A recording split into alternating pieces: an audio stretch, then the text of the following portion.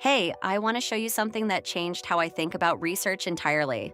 Remember downloading 100 PDFs, highlighting until your eyes hurt, praying you'd find something useful? That approach is dead. We're in a research revolution, and most people haven't noticed. What if you could synthesize dozens of papers in minutes, sound like a published scientist without faking it, and find research gaps nobody else has spotted? That's exactly what we're covering. By the end, you'll have a complete system for high-level research. Whether you're 15 or 50, PhD, or just curious, let's get into it. Picture this. You're a student with a burning question. What did people used to do? Download 100 PDFs, highlight by hand, stare at a screen for 6 months hoping something clicks. How effective was that? Most people gave up before finding anything useful. The old way treated research like punishment. But here's what changed. We're in what I call the AI research renaissance. Instead of drowning in papers, you get instant synthesis and strategic mapping of entire fields. The game switched from extreme difficulty to something you can actually win. The job isn't to suffer anymore, it's to ask better questions. People get this wrong all the time. There's a huge difference between lazy and strategic. What happens when someone types, "Write my research paper for me," into an AI? Plagiarism, hallucinations, guaranteed rejection letter. That's the cheater approach, but flip the input. Ask the AI to analyze 10 Q1 journal papers and extract methodology patterns into a comparison table. Same tool, completely different outcome. You get original, defensible research powered by a genius assistant. The AI didn't write your paper, it helped you see patterns no human could spot alone.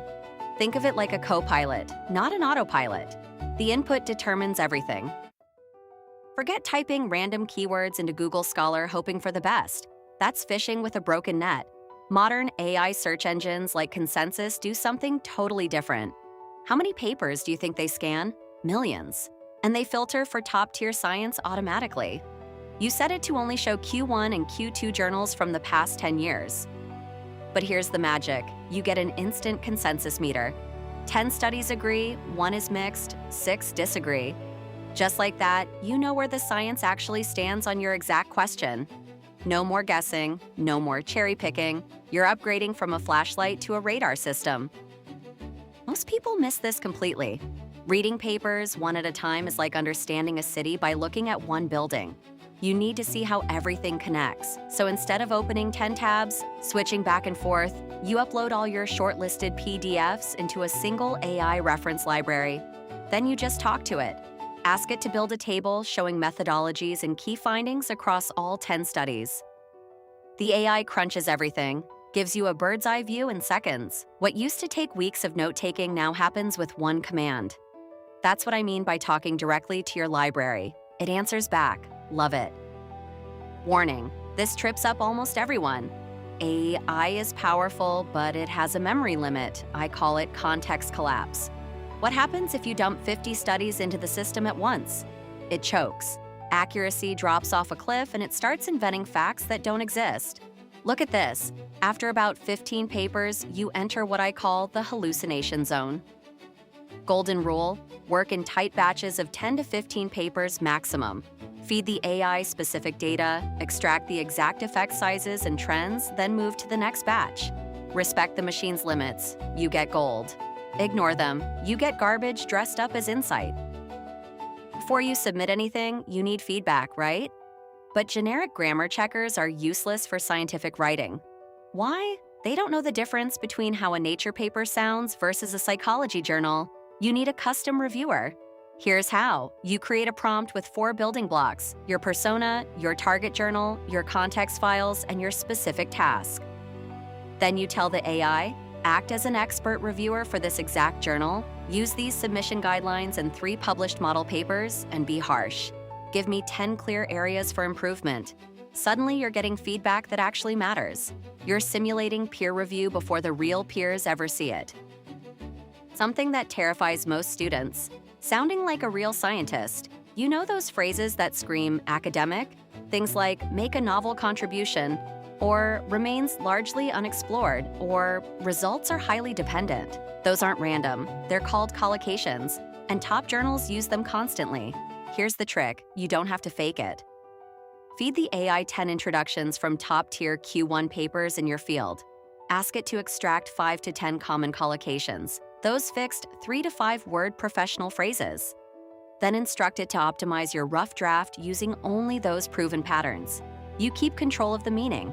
The AI upgrades the style, your ideas, their polish. This is where it gets good. Great research doesn't repeat what everyone knows. It targets the shadows, the gaps, the missing pieces. How do you find those gaps? You hunt them systematically. Every paper has a limitation section and a suggestions for future research section. Those are treasure maps. Use what I call the gap finder prompt.